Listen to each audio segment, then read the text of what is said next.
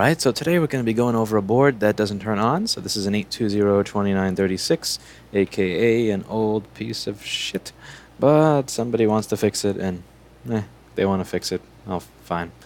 It's not old enough that something is going to catastrophically die the moment after I fix it, so yeah. If something's so catastrophically old that I can expect to see it again in a week, or that I'm going to fix part A and part B will be dead after, I won't do it, but this is right on the cusp of that. This is a pretty stable board. So as you can see here, we have a green light in the charger. As you can see here, well, you'll have to take my word for it on that one. We have a green light in the charger, but it's not turning on. So what we're going to do is we're just going to go through our main power rails. Anytime you have a power rail missing, anytime it's not turning on, it's usually a result of a power rail missing. So what we're going to do is open up a schematic and go through the power rails and try to figure out what is going on. That's right, sheepy. We're going to go through the power rails.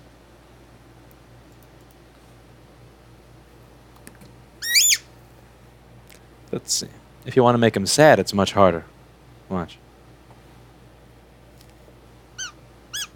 No?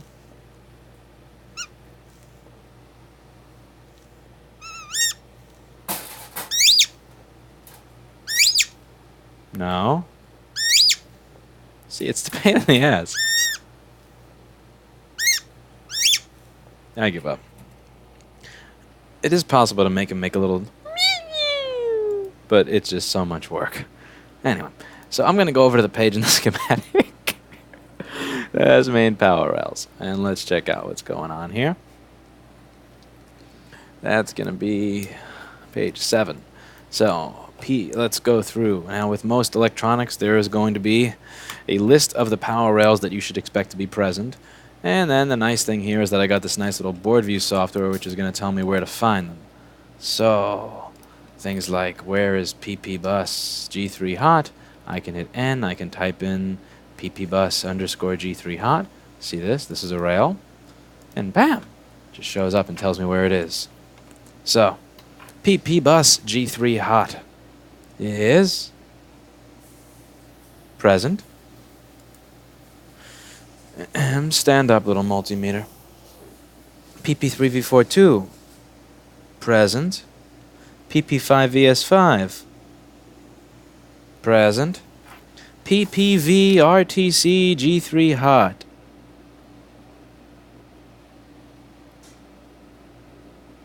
present. PP5V S4. Not present. Now we're going to try and figure out why that is missing. So we're just going to go over to where PP5V S4 shows up on this board. And let's go from there. Let's go from there. Somebody asked me why I went back to using this. Actually, it's PP5V S3. Same shit. I just lost track of it. Yeah, PP5VS3. I was measuring the right point in the board. I just called it the wrong thing.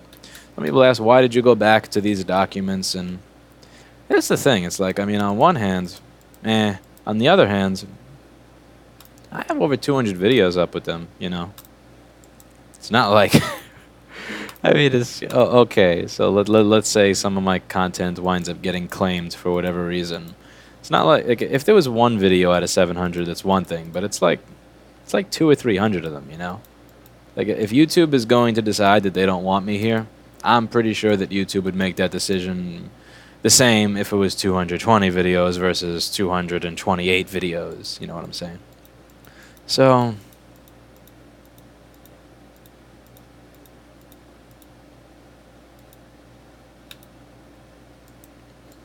what to do? So we're going to figure out where PP5VS3 comes from. This is, see, the reason I'm skipping is because this is where PP5VS3 is powering something. Like, this is it powering infrared, which, by the way, is that not ridiculous that they actually have infrared circuitry on this computer? Remember how the original MacBook had that thing with the little remote that you could use to control, like, make it play music and shit in the front? They still have that circuitry on this computer. Like, this is carried over from the A1181. Why it's there is beyond me. Alright, anyway. We're going to continue looking for where it comes. So that's where it's powering something. This is going into the sleep LED circuit. This is where it's being used to power the trackpad sensor, What I'm looking for is where it's actually made. Again, this is it powering the audio codec, powering audio, powering something, something, something. Where are you made? Here we go. This is where you are made. 5-volt S3 power supply. Now, let's take a look at how this works. So this is a buck converter. If you don't know what a buck converter is, you should check out my video on buck converters. Now, over here, there is an N trip. See this little N trip thing over here? This is what's going to tell this thing to turn on. Now, the way this works is different than how some of the other chips work. There are chips where if you want to enable it, you send 3 volts to the enable pin. N-trip works just a little bit differently than that. N-trip is going to work like this. That pin is always going to have 3 volts present at it. The chip is going to have 3 volts present at the N-trip pin, and the chip by default is on. The way you turn the chip off is by taking its voltage away from it. So with some chips, you send 3 volts to the enable pin, and it turns on. By default, the chip is off. Here, by default, the chip is on. It has its own 3 volts at the N-trip pin. The way you're going to turn it off is by taking its N-trip voltage and shorting it to ground. So, for this to work, we need to do a couple of funny things. So in order for this to work, you have to make sure that this N-trip voltage is allowed to be there. Now, see P5VS3 enable L, meaning enable PP5VS3 when it's low as an L.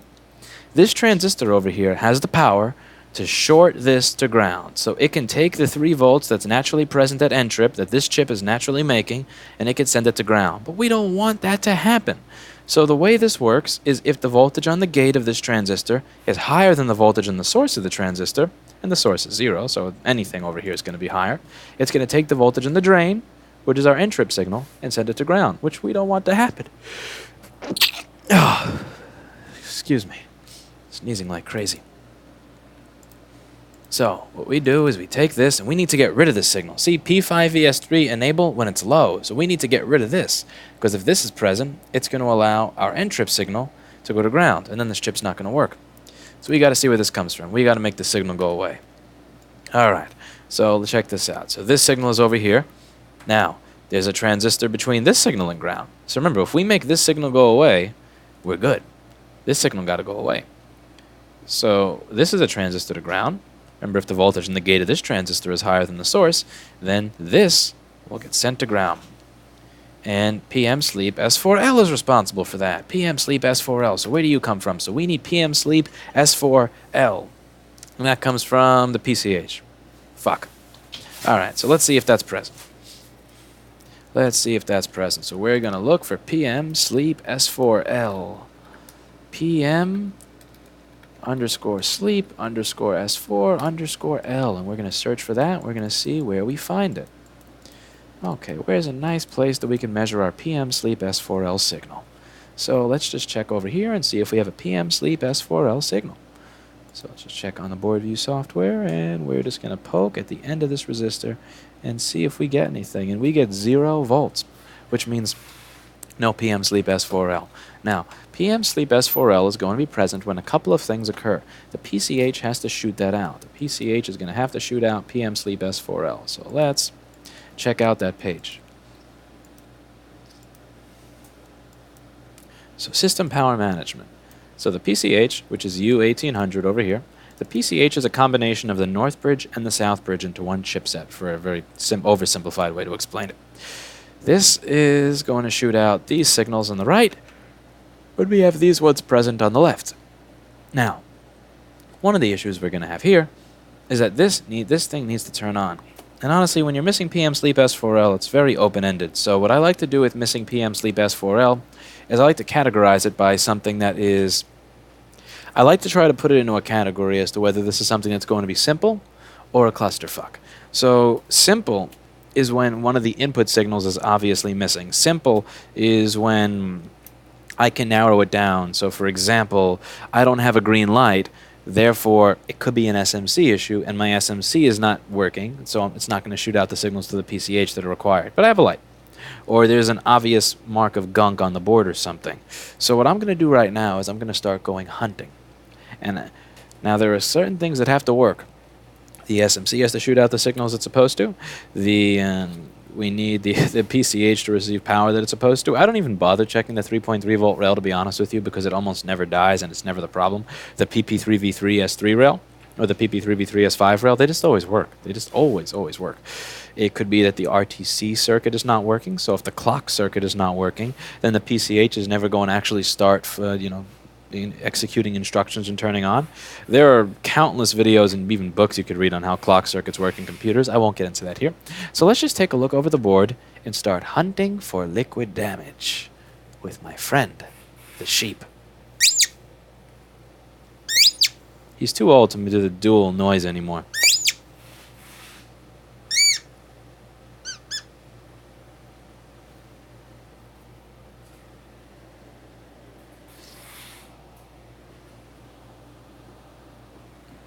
Ready, set, hunt. Alright, let's see what we find. Oh, you're banding. Don't band on me. Don't do that. Don't do that. Come on, be a good cheap-ass capture card. Be good. Good capture card. Good capture card. Alright, so we have some stuff over here that doesn't look great. But it's by the audio circuit. And since it's by the audio circuit, we don't care and we keep it moving. Keep it moving, keep it moving, keep it moving. Not the sexiest stuff in the world over there, but it's audio. Keep it moving. We move around. Then we got a little bit more dust, a couple of pubes. Some red pubes. Keep it moving. And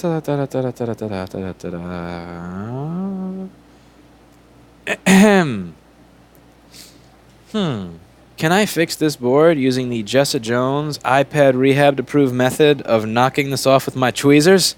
I'm just gonna throw them at the board. I'm not even gonna. 1, 2. Can we have 2 in one day? Doop. Yep. That is fucked. All right. So let's figure out what you are for and what is going on here. So let's take a look at the board view and see how that lines up with this. Oh boy, I'm happy. That's 2 in one day. That is something. The Jessa Jones iPad rehab method is kicking ass. I'm just gonna start knocking shit off of the board instead of replacing it from now on. I'm just gonna. I think I'm gonna get. Yeah, C5202. I'm gonna take get like a little. I'm gonna get like a little water pistol or something and just see if I can shoot at it from here. Or like a micro BB gun. Yeah. And just shoot them off the board, make it into a drinking game. Please tell me I'm not going to publish this to YouTube. I'll never have a customer again. I'm never going to have. Yeah.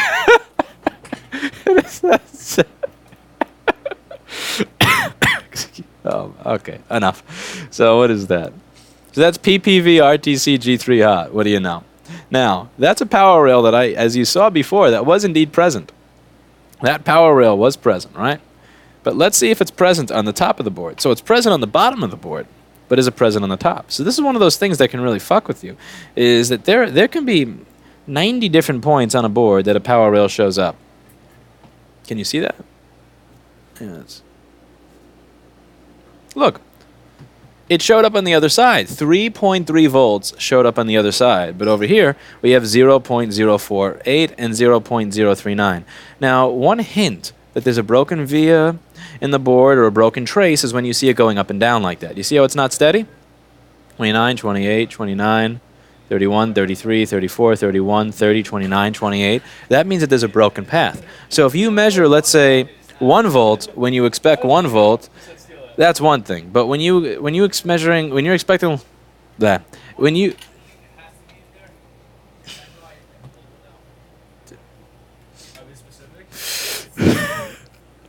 distracting motherfucker. If you're measuring 1 volt when you expect to see 12 or something, that's one thing. I have a bottle next. It doesn't. He's broken. If you're expecting 12 and you get 1, that's one thing. If you're expecting 12 and you get 1, 1.1, 1.2, 1.1, 1.2, 1.1, 1.2, you know that there has to be an actual physical break somewhere in the line. And yes, this is empty, so it wouldn't hurt as much if I threw it at somebody. But this means that there's a break in the line. Now let's go over just how ridiculous this shit is. This is one of those things with PC board design where like you just know that somebody fell asleep and is probably getting fired. So check this out. Check this out, because this is pretty fucking stupid. This is one of those things where you just gotta laugh, right? All right. So check out the way this is drawn in the schematic, and check out the way this works. You ready? You ready for a laugh? All right. Come on board. Come on board, and we will show you. So there are 3 capacitors along PPV RTC underscore G3 hot. C2231, C2232, and C2233. So C2231, all right? That's a capacitor next to the PCH, right? C2232, that's a capacitor next to the PCH, right? Okay, then we have, Then we have C2233. That's a capacitor, and this is funny, you just can't make this shit up. That's a capacitor all the way on the other side of the board, right? Now, check out the way this works. It goes like this. This is right next to the PCH. This is right next to the PCH. But before we actually get to the PCH, instead of this going to here, instead of these, how do I put this? Instead of the power, yeah, it's better if I just demonstrate it in person rather than a mouse. So we have 3.3 volts created. We have 3.3 volts created over here. Then we have that voltage go over here. And rather have that voltage go from here to here to here, we have that voltage go from here to here to here, all the way to the other side of the fucking board, only to go again to the other side of the board over here. Does that make any sense? So if you have a break over here, on this side, it destroys the 3.3 volts is going to go to the chip. So if I measure 3.3 volts, I can literally measure 3.3 volts right next to this chip. However, if I were to physically remove the PCH, I wouldn't be getting past. It's just, I don't know. It's funnier in my head than it is when I explain it. But if you're an engineer, you do PC board design, you know why this is funny. Like 3.3 volts makes its way from here to here, and rather than simply go from here to here, it literally has to go all the way around the board and then around the board again. What kind of... Why the fuck would you do this? Why? So anyway, so let's fix this. Let's see if we can do some digging and get something done. So, enough laughing at Apple for today. This is some just funky board design.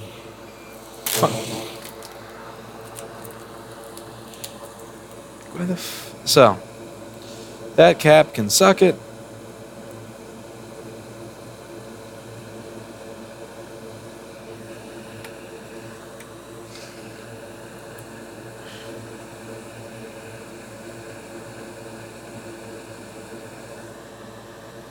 There's not a nice path to the other side of the board here. Don't bend on me, capture card. Stick with me, capture card. Stick with me.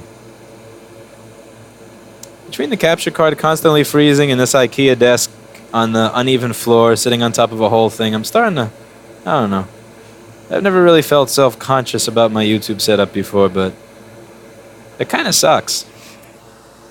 I don't know. I mean, I used to pride myself on quality video and... Well, not like high production quality, but, you know, you could at least see stuff and make it out. What has happened to that?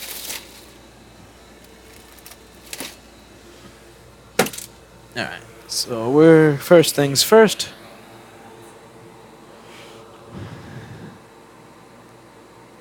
We'll get a nice little capacitor to go to that area.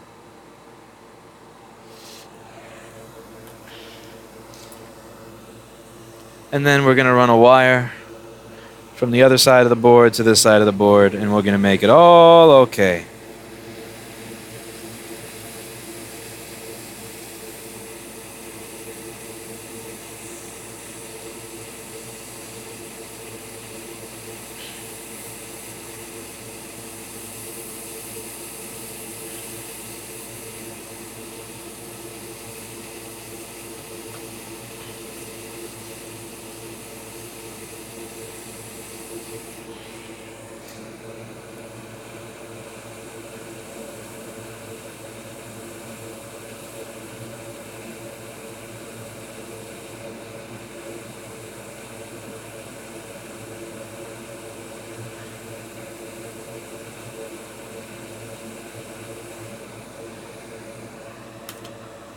Now, let's just do a little bit of scraping away.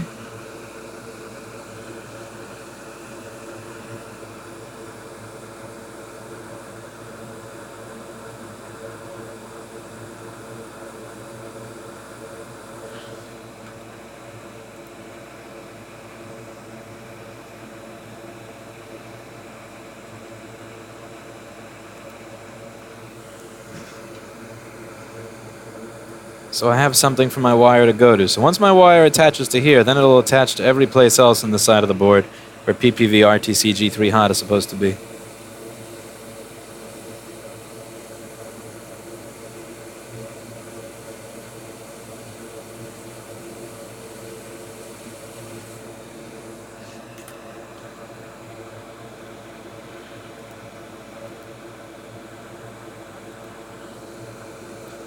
That's a little close to ground for my taste. I feel like I'm being a little adventurous here with my... How adventurous can I be? Let's see. Can I do this without touching the grounded resistor right under it?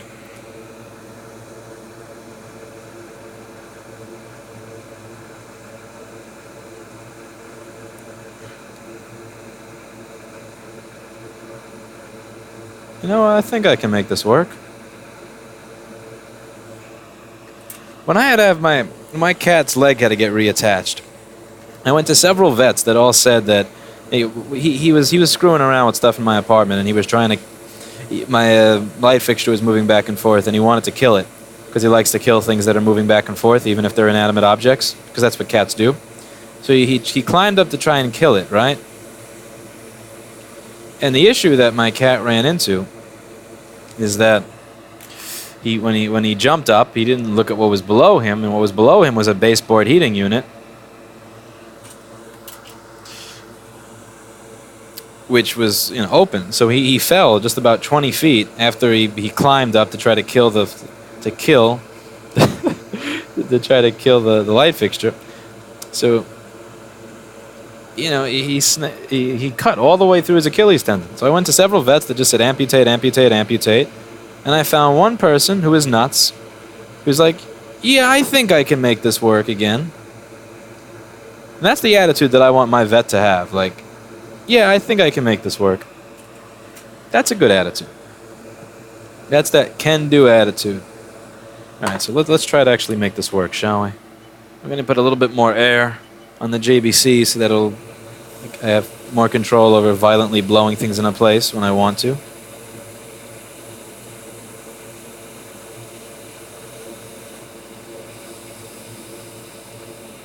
Damn it. Mother... You piece of fucking... Okay. Take two.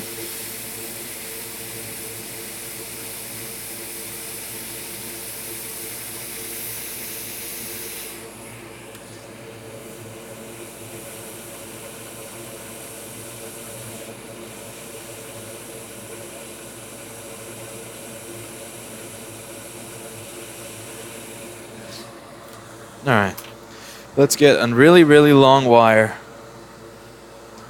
It's going to go all the way around to lots of different things. So we're just going to tin some areas that need tinning.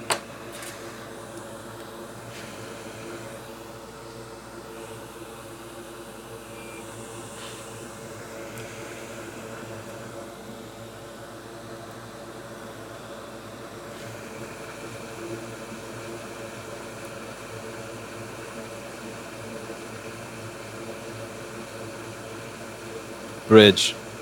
Come on, bridge. Nothing bridges when you want it to. Nothing bridges when you want it to. Look at that. I'm trying to bridge those two. I would like nothing more than a nice big careless solder blob between this and that. It's not going to happen. Because I'm trying to. Oh, well. Alright. So, first things first. Let's get you to go to here. And then we're going to have this make a turn.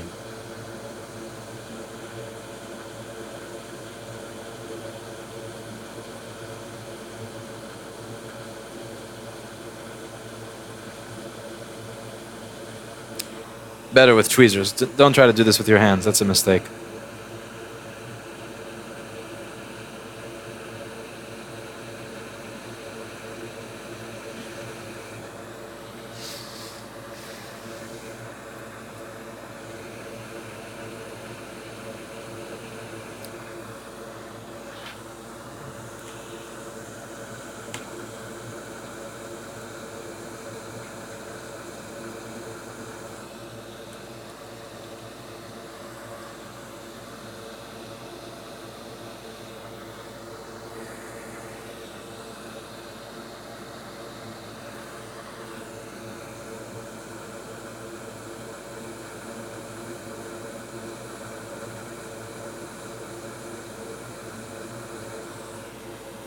Whoops.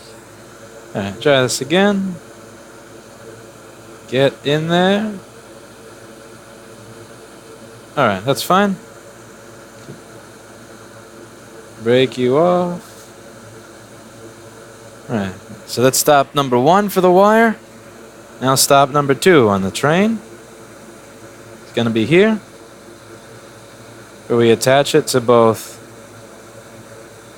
the resistor and the capacitor.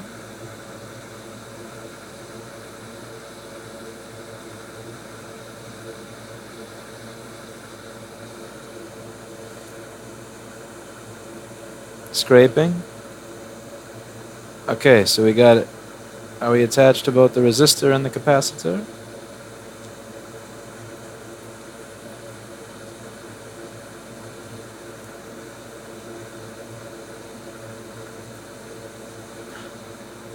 We can neaten that in a second.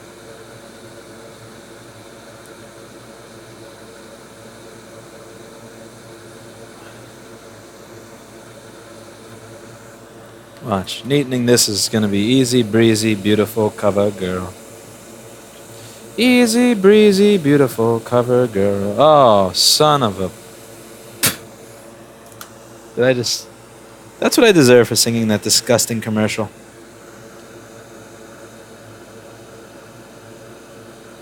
No, we can still save this. We can still save this. Let's save this, shall we?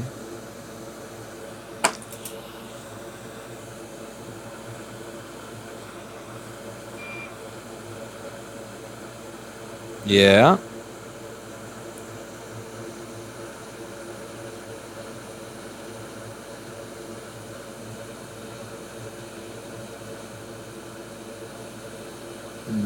No.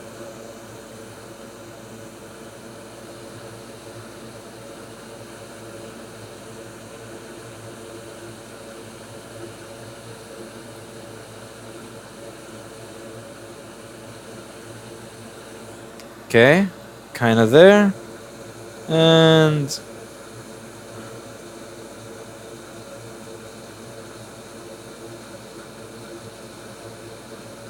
remember, I have no seconds pad to put the capacitor on. That's destroyed. All right, so that little loop-de-loop is satisfactory for me. Now let's just take the friggin' antenna off of the end of this wire. No need to have this shit hanging off there. Get off. These tweezers suck. I really do need to get some new tweezers. Alright.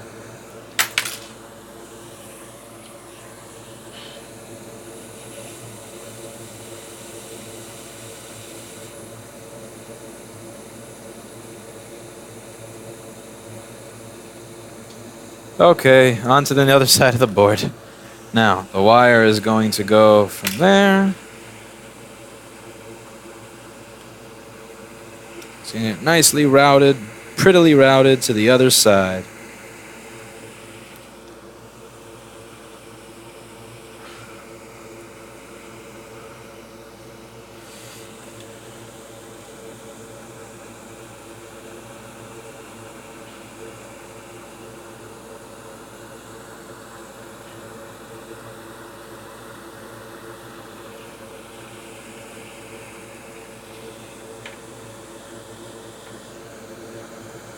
To PPV RTC _ G3 hot.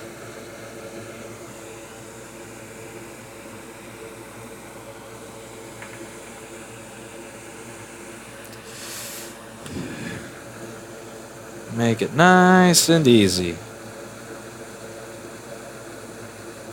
I forget which side of the damn capacitor it's the right side. Duh. It's obviously the right side. You're still double checking with the day that I've had. Nope, it's the left. Wow. Yeah, that's a misleading looking trace. Okay, so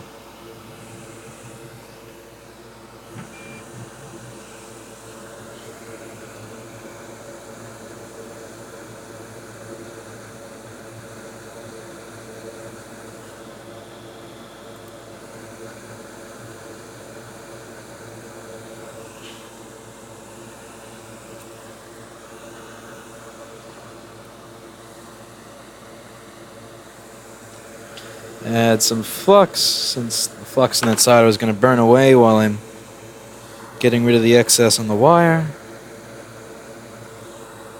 Try to get you flat on the crystal. The crystal is that thing above the capacitor. Alright. Go.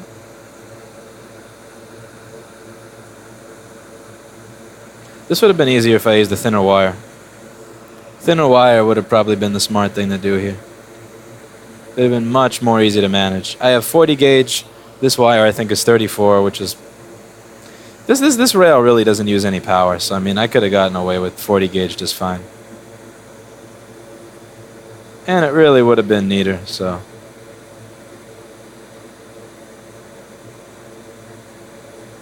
Why I'm torturing myself with this is beyond me. Alright, so...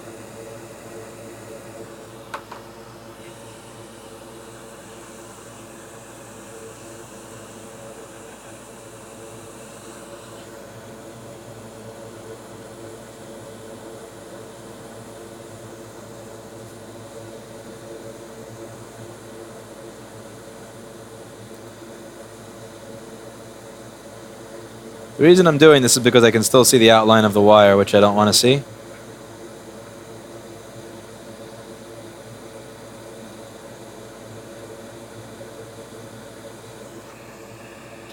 I really prefer to see a nice solid kind of mountain looking joint over that.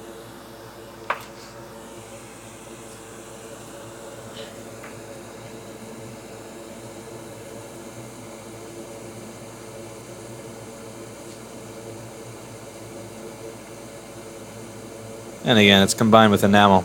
There we go. Looks a little nicer. Okay, so now if I plug my charger in, what happens? Woo! Ladies and gentlemen, the fan is spinning. And we have our nice ring around the... wire around the world here. This is going to get ultrasonicked. After ultrasonicking, I'm going to green that wire to the board. That's it for today, and as always, I hope you learned something. Do come back tomorrow for another episode of Hunting Liquid Damage. And that's it for today.